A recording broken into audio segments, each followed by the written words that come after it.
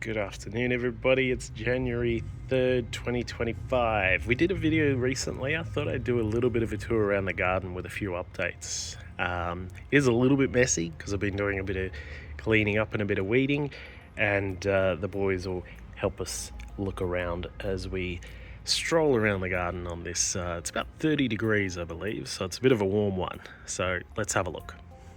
Over at the avocados, these guys have been going really well, growing nicely. As I've mentioned in previous videos, still a couple of years till we get any fruit out of these, but we'll keep them in the pots. We'll throw them in the greenhouse once we get that built and keep them going. But they're continuing to produce these new leaves. As you can see here, they've got that, it starts with B betalain pigment because it helps protect them from the sun, and lots of new growth coming up here as well. So the avocados doing quite nicely still. Lots of water is needed for these, so we do have to keep watering them quite a lot as they are pretty thirsty plants.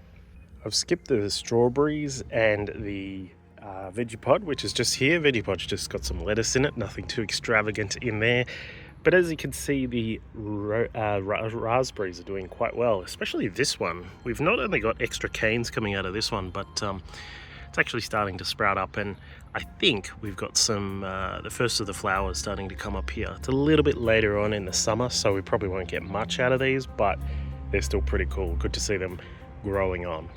One very small new addition that I've added is a couple of carnivorous plants here. We've got the fly traps on the left and the pitcher plants on the right. As you can see, these guys, just for a bit of fun, we'll see how they go and keep an eye on them. Using some distilled water here, so we have to be very particular with the growing conditions for these, as they do require nutrient deficient soil, which for that I've used some just some straight peat and then also some perlite in there, as you can see. But yeah, these guys will grab some bugs around here and keep growing, of course, and see how big they get, because they do get a little bit bigger than this. They're currently quite small, so hopefully that'll be a nice little addition to the garden. One new one from Christmas was this curry tree, which got from my family. This one is going to be a bit difficult to grow here as it is a cold climate, but I'm getting a greenhouse in the near future, and hopefully we can keep the curry in that when it's cold through the very cold winters that we have, and hopefully grow this into a nice producing curry, as I do like to use curry leaves in some of my dishes. Just to the side of that, we've got a coriander that's flowered. Going to replace that with ginger very soon in that little clay pot. And just as you can see, reaching out its little tendrils here is a pumpkin, which is actually from the side there. So we'll go around and have a look at that in its actual position in just a second.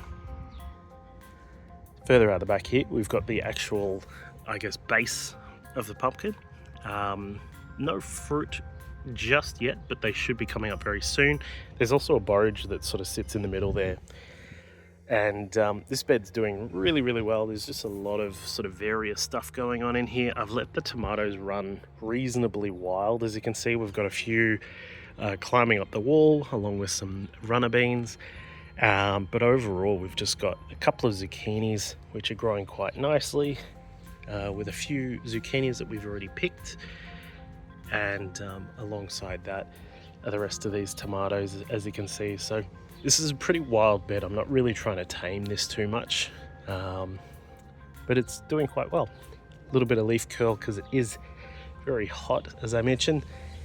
And just the final part of this bed is the teddy bear sunflowers, which we've got just here, just starting to open up, and there'll be nice assistance to the pollinators through this section of the garden, along with this one I need to actually remember the name of. But the grass is doing okay. We're doing watering occasionally. I'm not too phased about keeping the grass lush and green, but we'll see how it goes. All right, so the herb bed in the middle with the bay tree in the middle from my grandma's house. Catnip growing quite well. The catnip's pretty crazy. I didn't know how fast this grows, but it goes absolutely off. Added in some just straight, I guess, normal sage alongside the pineapple sage. Probably not the greatest idea, but this pineapple sage has been going absolutely bananas. So I've trimmed it back a little bit, got some more pollinators down at the other side along with the chives as well. But this bed's been a bit frustrating to deal with because all the birds actually love to jump into this one and dig up all the soil, so gonna have to figure out a few ways to deal with that.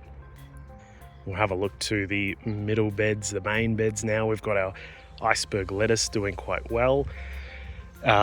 Just some sort of assortment of lettuce through the side here, and then just a little bit of a mix of random things. This was the section where the carrots didn't do too well.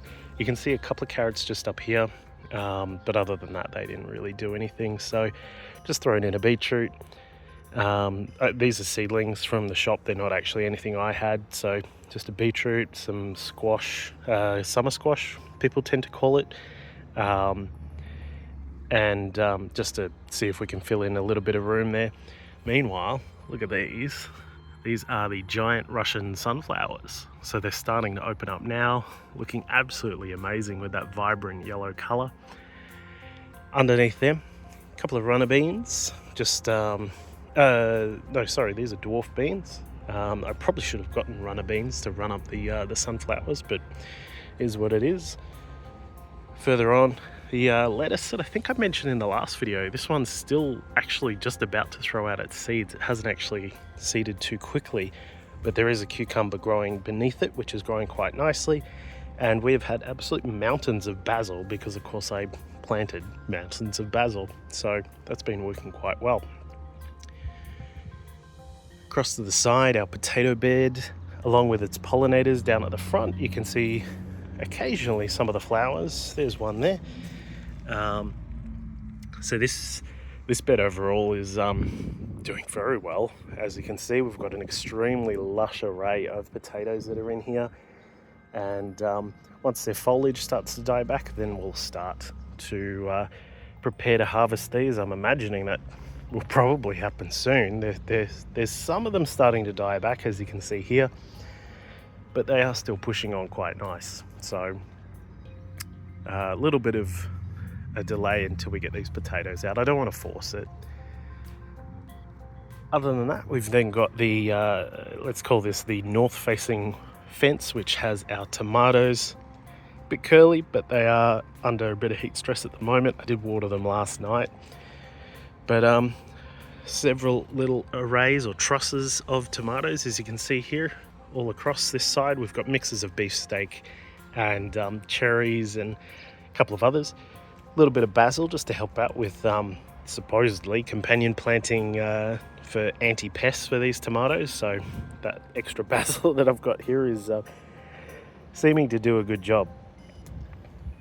But these are a bit smaller than I'd really want them at this stage of the summer, and they're not actually fruiting as diligently as I would like.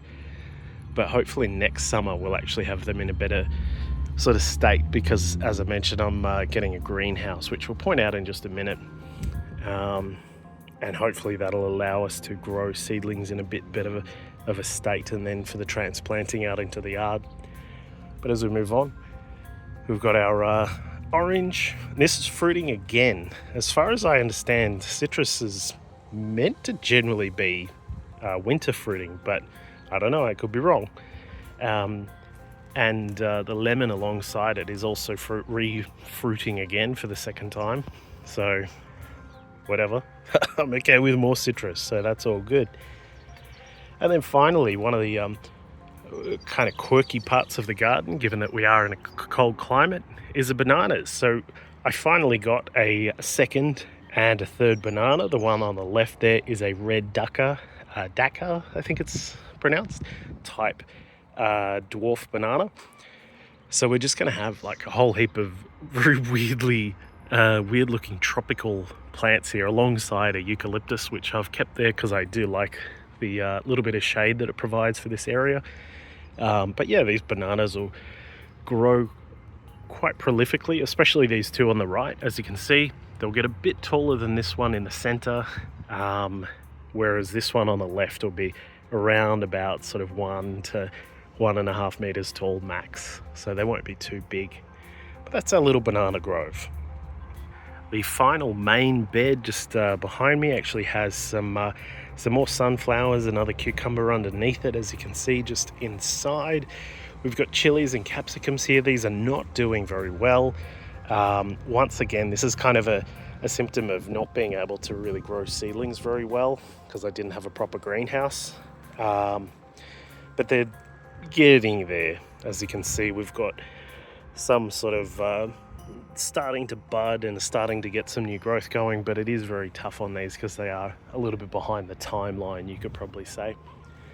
These snapdragons have been here for a year and a half. I thought snapdragons were annual, but apparently these ones are staying alive, in the words of the Bee Gees, so happy with that. And just at the end, some more capsicums, chilies, a couple of leftover iceberg lettuce here as well, along with a golden zucchini, which is just sort of underplanted underneath these leftover flowers of the leeks, which I kept here just as a little bit of an aid to the pollinators. So that's the main part of this garden. Just referencing the greenhouse. So this area just across to the other side, gonna get a bit of concrete down, place a greenhouse on there, and then hopefully use that to help cover off some of the cold intolerant plants that we have, such as the avocados and the curry. But then also in the winter time, we'll get the seeds going in there as well. Last but not least is the corn out the front, doing quite nicely. The tassels up the top, little silks down the bottom. So these are coming up quite nice, along with the potato, and then there's some more sunflowers over there as well. So this is in the front, so it is a little bit of a weird spot for corn, but I thought it'd be quite fun, and it is. So that's the garden for the 3rd of January 2025. Thanks for watching.